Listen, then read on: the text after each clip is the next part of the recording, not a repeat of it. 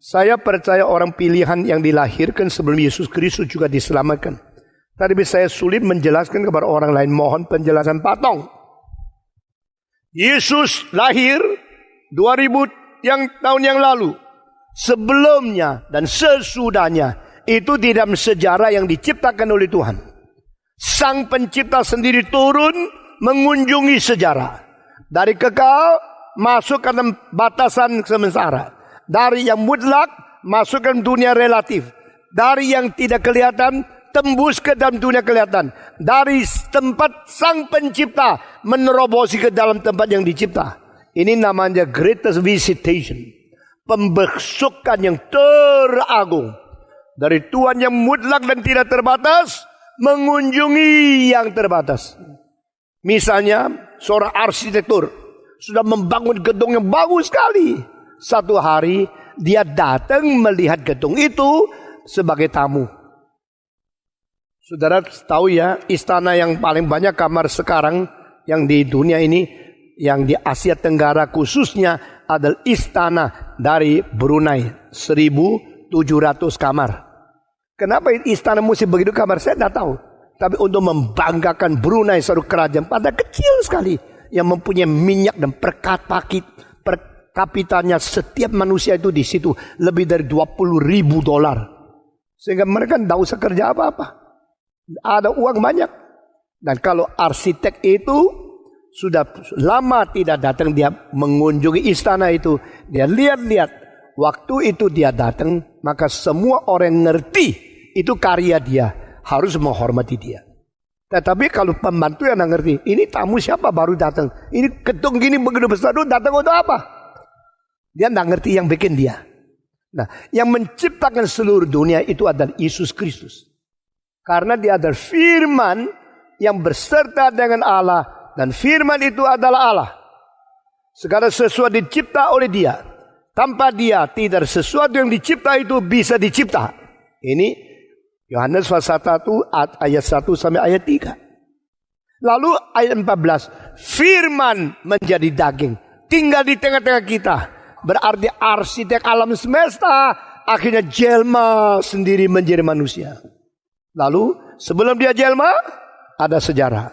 Setelah dia jelma, mati, bangkit, naik surga, ada sejarah lagi. Kita di mana? Kita di sejarah sesudah, ya kan? Yesaya di mana? Di sejarah sebelum. Yeskiel sejarah sebelum. Daniel sejarah sebelum.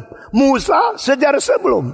Tetapi seluruh sejarah, entah sebelum Kristus lahir atau sesudah Yesus naik ke surga, itu sejarah dicipta oleh siapa? Oleh Tuhan Yesus. Maka bagaimana mereka diselamatkan? Mereka diselamatkan karena mereka melihat ke depan. Melihat apa? Melihat Yesus yang akan datang. Sebelum Yesus datang, sudah ada nubuat dari beberapa hal. Aspek pertama, perkataan dari Allah mulutnya sendiri. Benih perempuan akan berperang, bermusuh dengan benih ular. Dan benih ular akan melukakan tumitnya, tetapi benih perempuan akan meremukkan kepala ular.